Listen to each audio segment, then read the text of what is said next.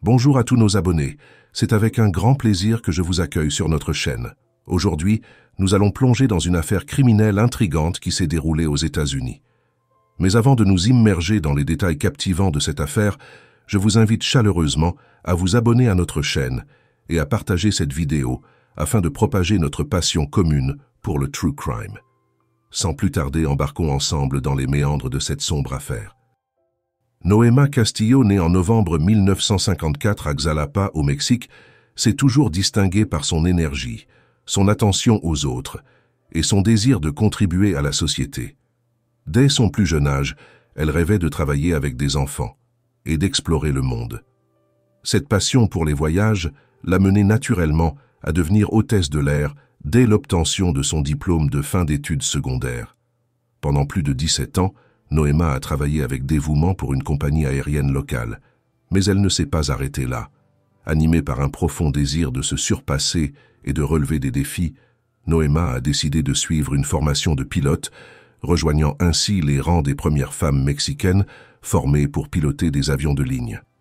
Dans les années 70, une époque où devenir pilote restait un métier largement dominé par les hommes, ce choix représentait un véritable tabou pour les femmes.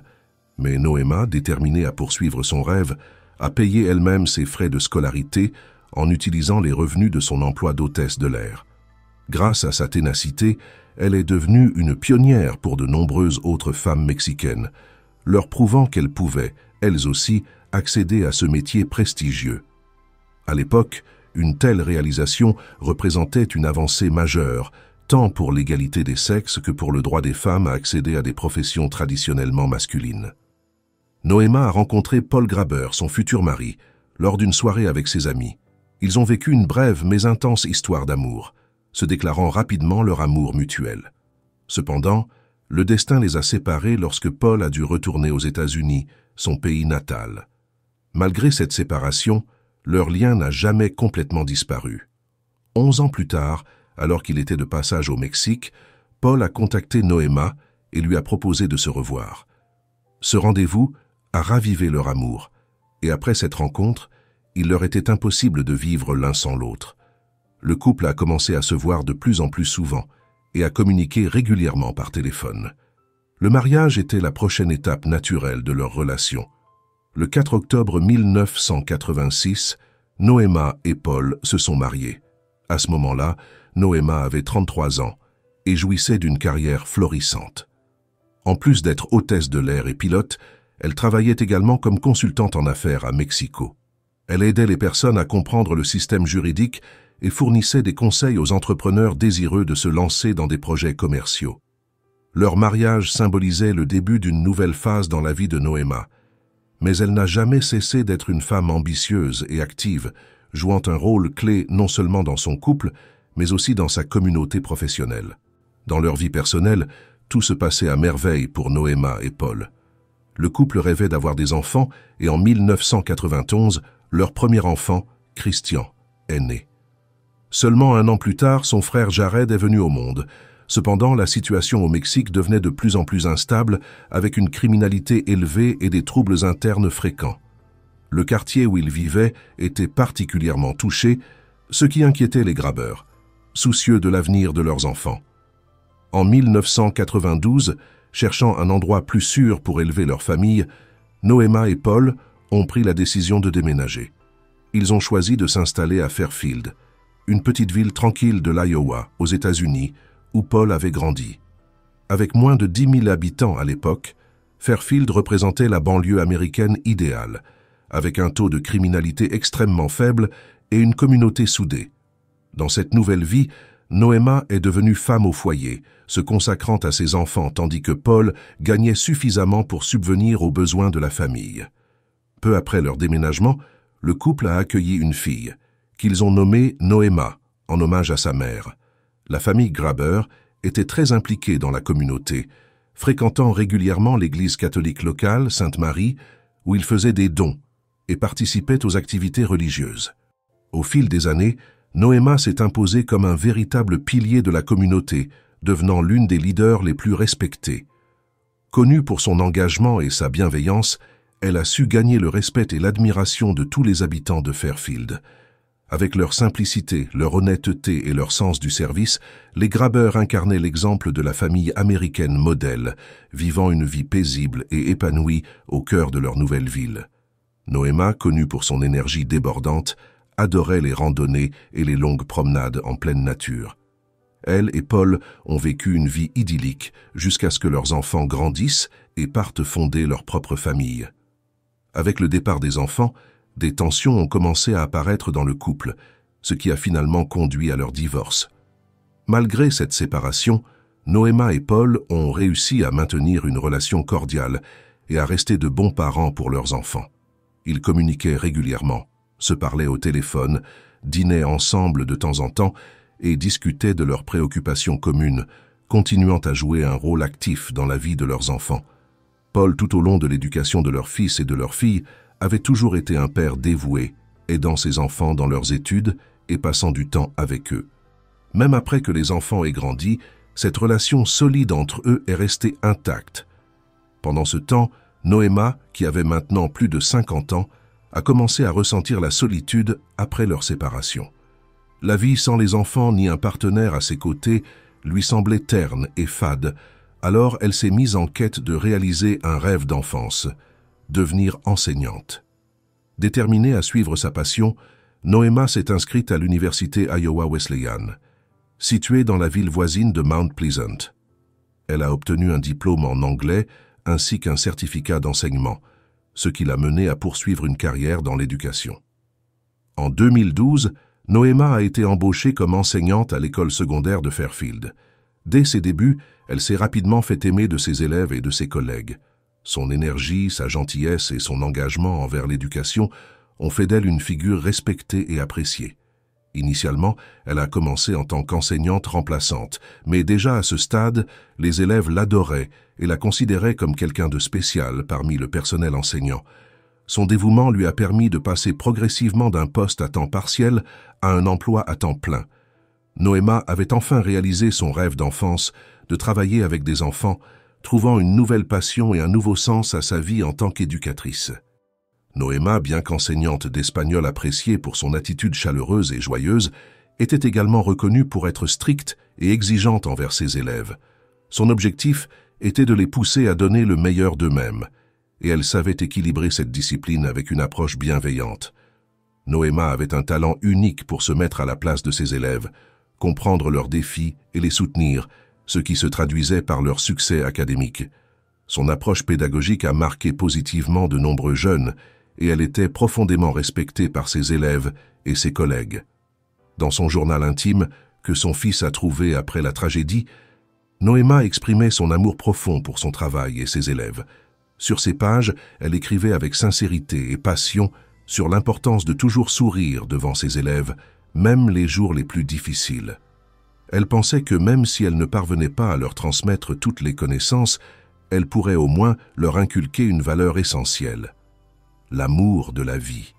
Sa philosophie d'enseignement, empreinte de positivité et de dévouement, illustrait combien elle était engagée envers la jeunesse. Pendant près de 10 ans, Noéma a travaillé avec la jeune génération, inspirant et guidant ses élèves avec passion. Malheureusement, sa carrière ainsi que sa vie ont été brutalement interrompues par une tragédie irrémédiable qui a choqué toute la communauté de Fairfield. Le 2 novembre 2021, à l'âge de 66 ans, Noéma n'est pas rentrée chez elle après une journée de travail à l'école. Vivant seule, son absence est passée inaperçue au début. Ce n'est que le lendemain matin, lorsque Noéma n'est pas venue travailler, que ses collègues ont commencé à s'inquiéter.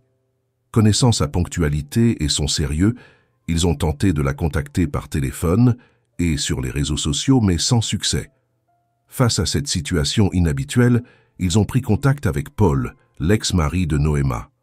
Paul, lui aussi, a immédiatement ressenti une inquiétude grandissante. Il savait que Noéma n'aurait jamais manqué de venir travailler sans prévenir, et il a donc décidé d'aller vérifier par lui-même.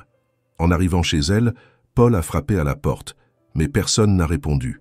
En regardant par les fenêtres, il n'a vu aucun signe de sa présence à l'intérieur de la maison. Craignant que quelque chose de grave ne se soit produit, il a contacté la police pour signaler sa disparition. La police, après avoir enregistré la déclaration de Paul, s'est rapidement rendue chez Noéma pour examiner la situation. De l'extérieur, rien ne semblait suspect, et la porte de la maison était fermée. Le téléphone de Noéma restait silencieux.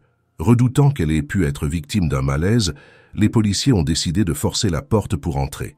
À l'intérieur, ils n'ont trouvé aucun signe de lutte ni aucun indice suggérant un acte criminel. Tout semblait en ordre, mais l'absence de Noéma était alarmante.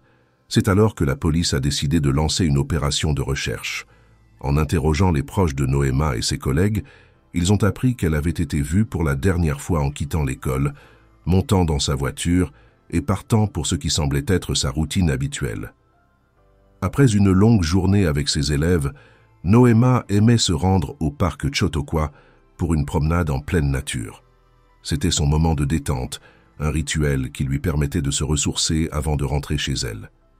La police a utilisé la géolocalisation de son téléphone et a découvert que ce jour-là, Noéma avait effectivement suivi son habitude et s'était rendue au parc. Cependant, après sa promenade, sa trace avait disparu. Cela marquait le début d'une inquiétante et tragique enquête pour retrouver cette femme si respectée et aimée dans sa communauté. Les enquêteurs ont rapidement demandé les enregistrements des caméras de surveillance du parc Chautauqua afin de les examiner pour retrouver des indices sur la disparition de Noéma. En parallèle, d'autres policiers ont commencé à interroger des témoins et à mener des recherches intensives dans le parc. Un membre de la famille de Noéma a grandement aidé dans cette recherche, fournissant des détails précis sur les sentiers que Noéma empruntait presque quotidiennement lors de ses promenades. Grâce à ces informations, les enquêteurs ont concentré leurs recherches sur ces zones spécifiques du parc. Ce même jour, ils ont fait une découverte tragique. Le corps de Noéma a été retrouvé, dissimulé sous une bâche sur le site d'un objet culturel dans le parc. Pour rendre le corps moins visible, des traverses d'une ancienne voie ferrée située à proximité avaient été placées dessus. Malgré cette macabre découverte, la scène de crime ne révélait pas d'indices immédiats pouvant directement mener à l'identité du ou des coupables. Les enquêteurs ont soigneusement fouillé les lieux à la recherche d'éléments qui pourraient les aider à élucider ce meurtre. Mais à première vue, rien de probant n'a été trouvé. L'absence d'indices matériels sur place compliquait la tâche, mais la brutalité et la dissimulation du corps indiquaient clairement un acte intentionnel. La police savait que l'enquête nécessiterait des efforts approfondis pour retrouver l'assassin de Noéma, une figure respectée et appréciée dans sa communauté. La découverte macabre du corps de Noéma a profondément choqué la population locale de Fairfield. Personne n'aurait pu imaginer que la disparition de cette enseignante bien-aimée prendrait une tournure aussi tragique. Les habitants, terrifiés par cette nouvelle, redoutaient qu'un dangereux criminel ne rôde désormais dans la ville, menaçant toute la communauté. L'inquiétude et l'agitation étaient palpables, et les autorités locales se sont retrouvées sous pression pour résoudre rapidement l'affaire et apaiser les craintes. Pour assurer la sécurité des résidents, des patrouilles ont été mises en place dans le parc Chautauqua, où le corps de Noéma avait été retrouvé. Les policiers surveillaient de près l'emplacement du corps, car il n'était pas exclu que le meurtrier puisse revenir sur les lieux du crime pour revivre l'excitation de son acte. Pendant ce temps, les enquêteurs attendaient les résultats de l'autopsie pour mieux comprendre ce qui s'était passé. L'autopsie a révélé que Noéma était décédée des suites d'un traumatisme crânien sévère. Le médecin légiste a conclu que l'enseignante de 66 ans avait été sauvagement battue à mort, probablement à l'aide de battes de baseball. Cette découverte glaçante a laissé la communauté et les enquêteurs déconcertés. Comment une femme aussi douce et aimée que Noéma pouvait-elle devenir la cible d'un tel acte de violence? L'idée qu'une personne ait pu la frapper à mort était inimaginable pour ceux qui la connaissaient. Le défi pour les enquêteurs était de déterminer qui pouvait être capable d'une telle atrocité. Noéma n'avait pas d'ennemis connus, et son engagement auprès des jeunes faisait d'elle une figure respectée et admirée. Trouver le mobile derrière ce crime odieux semblait difficile, mais les autorités savaient qu'elles devaient explorer toutes les pistes pour élucider ce mystère. Les personnes interrogées dans l'entourage de Noéma ont toutes témoigné de la même chose. Elle n'avait pas d'ennemis et personne ne pouvait imaginer qu'une personne lui en veuille au point de commettre un acte aussi cruel. L'enseignante avait été battue à mort avant que son corps ne soit placé dans une brouette, recouvert d'une bâche et abandonné sous un pont.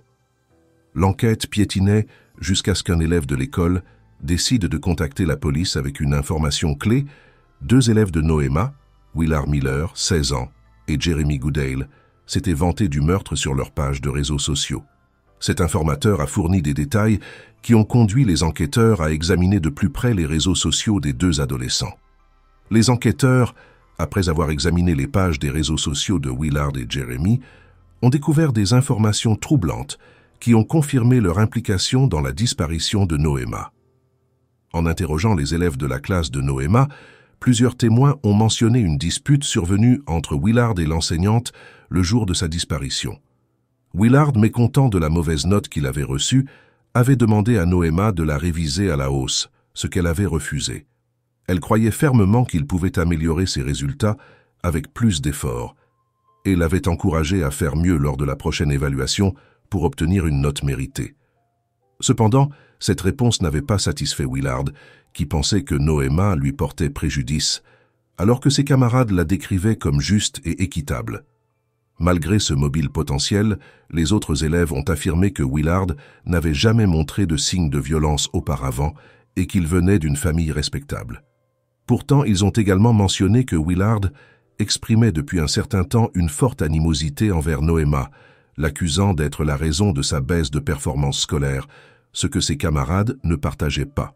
Avec ces nouvelles informations, les enquêteurs ont décidé de se rendre chez Willard pour discuter de ces accusations.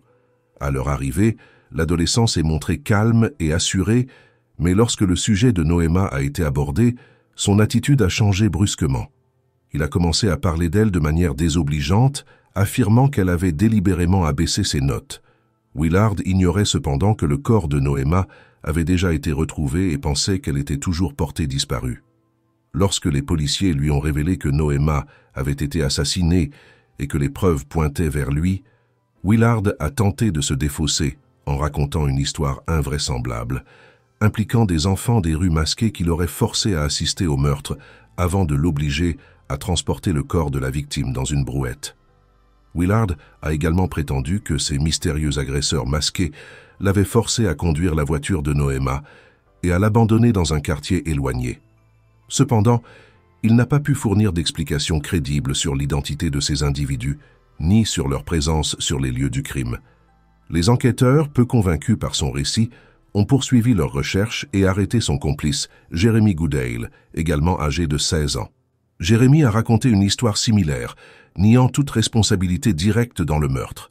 C'est lors de l'arrestation de Jeremy que les enquêteurs ont découvert un carnet sinistre. Ce carnet contenait des notes détaillées prouvant que les 2 adolescents avaient surveillé Noéma pendant plusieurs mois avant de passer à l'acte. Ils y avaient consigné ses allées et venues, à quelle heure elle quittait l'école, combien de temps elle restait sur le parking, ainsi que ses habitudes quotidiennes, notamment sa promenade solitaire au parc après le travail. Grâce à cette surveillance minutieuse, ils avaient repéré un moment clé dans sa routine, une opportunité parfaite pour l'attaquer dans un endroit isolé, loin des regards. Ce plan macabre, élaboré avec une froide préméditation, a révélé à quel point ces jeunes avaient soigneusement planifié l'assassinat de leur enseignante.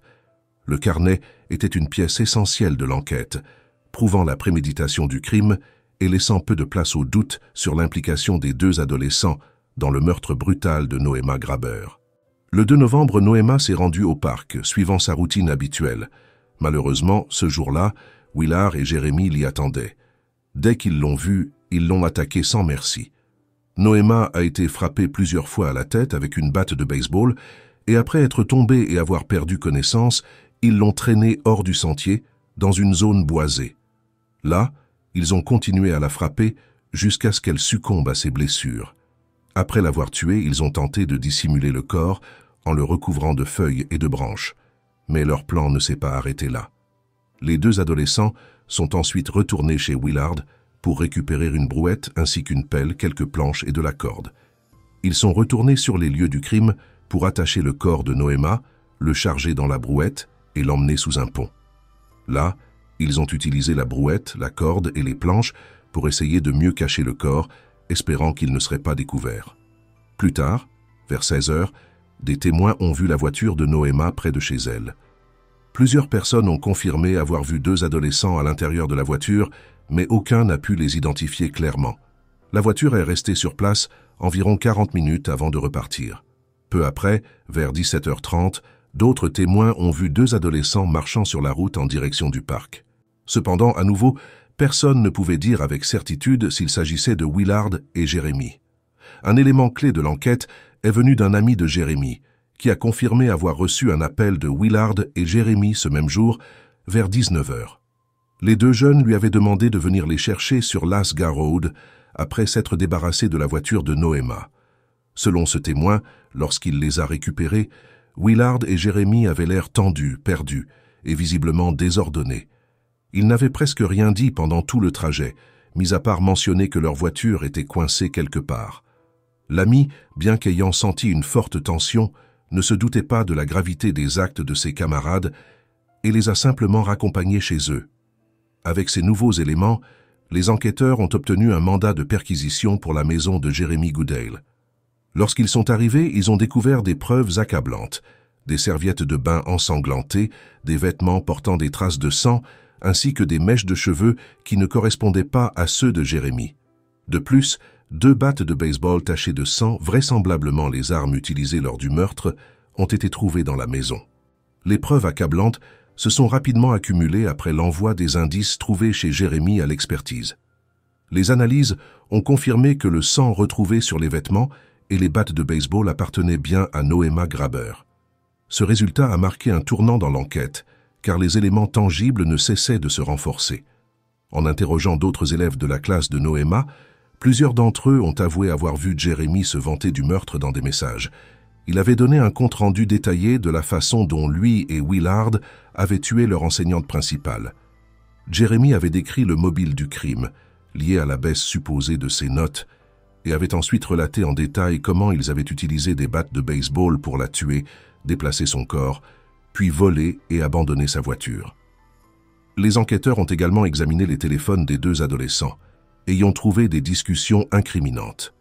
Jérémy et Willard avaient échangé des messages détaillant leur plan de meurtre. Ils y avaient discuté du mobile, planifié l'attaque et documenté l'endroit où ils avaient caché le corps et abandonné la voiture de Noéma. Les échanges montraient clairement que ce meurtre n'était pas un acte impulsif, mais bien prémédité. Le jour du meurtre, le 2 novembre, Jérémy et Willard savaient que Noéma irait seule au parc après son travail, ayant étudié sa routine et son emploi du temps. Le jour en question, les caméras de surveillance ont montré que la voiture de Noéma était arrivée au parc à 16h, comme d'habitude. Noéma est sortie de son véhicule pour sa promenade quotidienne. 42 minutes plus tard, les deux adolescents sont apparus et ont quitté le parc en voiture, portant les mêmes vêtements ensanglantés que ceux retrouvés chez eux. Les enquêteurs ont également retrouvé la voiture de Noéma abandonnée le long d'une route, ce qui correspondait aux informations fournies par les témoins. Ces éléments, en plus des messages sur les téléphones et des vêtements ensanglantés, constituaient une montagne de preuves solides contre Willard et Jérémy. Ils avaient surveillé leur enseignante pendant des semaines, planifié son meurtre et tenté de brouiller les pistes, en dissimulant le corps et en abandonnant la voiture. Le même jour, les autorités ont arrêté les deux adolescents, les accusant de meurtre au premier degré et de complot en vue de commettre un crime particulièrement grave. En plus des charges principales, des circonstances aggravantes ont été retenues, notamment leur tentative de dissimuler des preuves et de tromper les enquêteurs. Ce crime odieux, prémédité avec une froideur glaçante, a laissé la communauté sous le choc, tandis que la justice s'apprêtait à juger les deux jeunes meurtriers. Les forces de l'ordre ont rapidement souligné la brutalité avec laquelle Noéma Graber avait été battue, indiquant clairement qu'il s'agissait d'un meurtre ciblé, commis, avec l'intention de ne lui laisser aucune chance de survie. En raison de la gravité du crime, les adolescents Willard Miller et Jérémy Goodale ont été jugés comme des adultes, malgré les efforts de la défense pour qu'ils soient traités comme des mineurs. Si cela avait été accepté, ils auraient pu être libérés à l'âge de 18 ans. L'accusation a insisté pour un procès en tant qu'adulte, invoquant la préméditation et la violence du meurtre. Finalement, le juge a soutenu cette décision, permettant ainsi que les adolescents soient confrontés à une peine potentielle de prison à perpétuité. Bien que la libération conditionnelle soit envisageable, en raison de leur jeune âge, et de la possibilité d'une réhabilitation future. Initialement, les deux jeunes devaient être jugés ensemble. Cependant, les avocats de Jérémy ont affirmé que leur client n'était pas l'instigateur du meurtre, mais un complice, ce qui a conduit à la séparation des procès. Jérémy a tenté de rejeter la responsabilité principale sur Willard, affirmant que ce dernier avait tout orchestré. Les deux se sont ainsi renvoyé la balle, chacun essayant de minimiser son implication. Le procès de Jérémy a rencontré de nombreux obstacles. Sa défense a avancé que l'adolescent avait été interrogé sans la présence d'un adulte et qu'il n'avait pas été correctement informé de ses droits Miranda, c'est-à-dire son droit à garder le silence et à bénéficier d'un avocat. Cependant, les policiers ont réfuté ces allégations, soulignant que Jérémy avait été traité avec respect et sans pression. L'adolescent, au moment de l'interrogatoire, semblait plus préoccupé par son retour à la maison que par la gravité de la situation. Le procès de Jérémy a été fixé au 5 décembre 2021, tandis que celui de Willard a été programmé pour le 21 août 2022. Entre-temps, les avocats des deux accusés ont tenté de faire retarder le processus judiciaire, arguant que le lieu du procès devait être changé en raison de la couverture médiatique et que des erreurs avaient été commises par la police lors de la perquisition et de l'interrogatoire. Ils ont cherché à faire exclure certaines preuves, y compris celles provenant des réseaux sociaux et des messageries où les adolescents se vantaient du meurtre. Bien que certaines preuves aient été écartées, les éléments principaux, tels que les messages incriminants et les témoignages, sont restés au dossier. Les parents des adolescents ont également essayé de défendre leurs enfants. La mère de Willard, notamment, a affirmé que la police l'avait trompé en l'amenant à signer des documents sans lui expliquer la situation. Elle croyait que son fils était simplement interrogé comme témoin et non comme suspect. Cependant, les enquêteurs ont nié ces accusations, soulignant qu'ils avaient respecté les procédures légales et que les interrogatoires avaient été menés dans les règles. Le processus judiciaire a finalement progressé, malgré les tentatives des avocats de retarder le procès. Le 20 mars 2023, le procès tant attendu de Willard Miller a finalement eu lieu. Pendant cette période, la communauté s'est rassemblée autour de la mémoire de Noéma Graber, transformant sa page sur les réseaux sociaux en un espace commémoratif.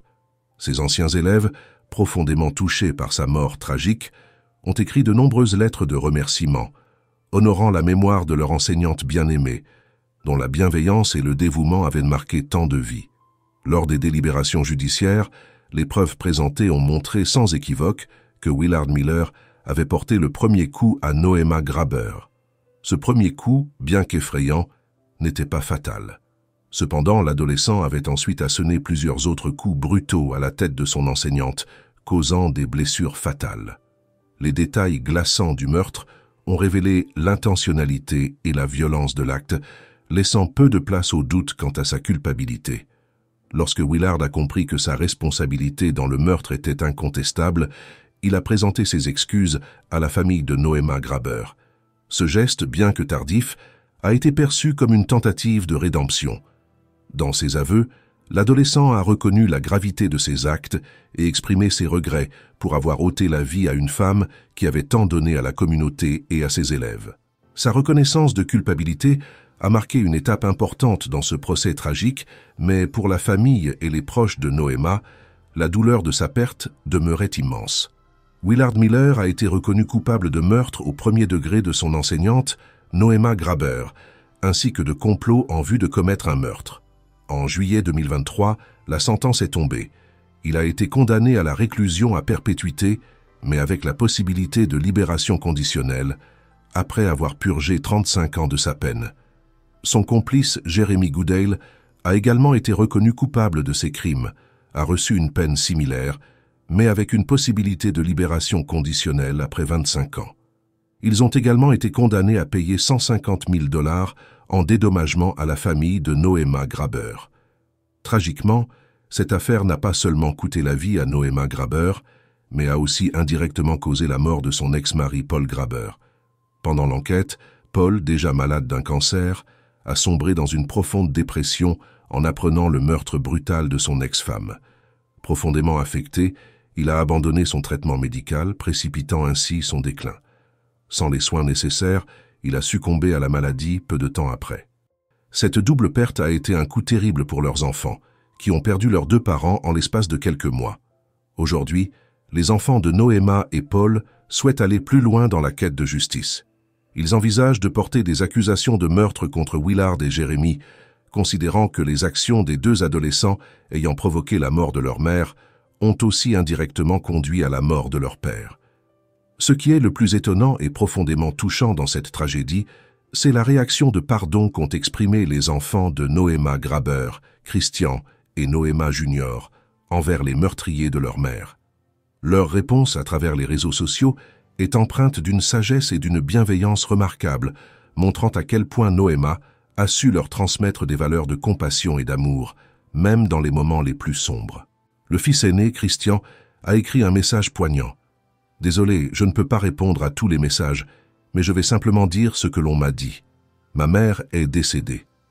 Apparemment, c'était un meurtre commis par 2 élèves. Je les pardonne et je regrette qu'ils aient eu tant de colère dans leur cœur. Il est inutile de leur en vouloir. Il faut espérer qu'ils puissent trouver la paix dans leur vie. Ma mère était un ange et l'une des âmes les plus bienveillantes.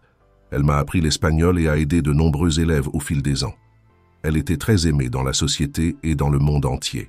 Sa sœur Noéma Junior a également exprimé ses sentiments avec une grande sensibilité. Nous avons perdu l'ange de notre famille. Je la remercie de nous avoir transmis l'amour des voyages et des langues que nous continuons à étudier tout au long de notre vie. Nous avons eu la chance de grandir dans une famille remplie d'une telle abondance de chaleur et d'amour. Son rire bruyant et ses danses sur n'importe quelle musique vont me manquer. Ses yeux étaient emplis de tant de joie et d'une profonde foi. Elle a poursuivi en partageant son pardon, tout comme son frère. À 2 adolescents qui ont si cruellement pris sa vie, il faut plus d'amour et de lumière dans leur cœur. Mais je suis d'accord avec mon frère aîné Christian. Tout ce que nous pouvons faire, c'est pardonner. Je suis reconnaissante d'avoir eu une femme aussi forte et belle que ma mère dans ma vie.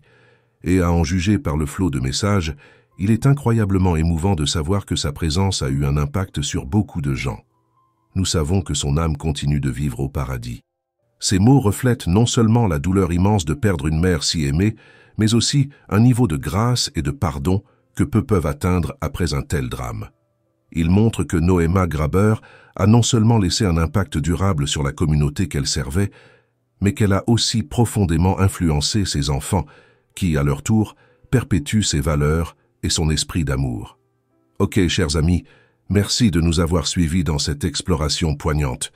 Prenez soin de vous et de vos proches. À bientôt pour une nouvelle affaire criminelle.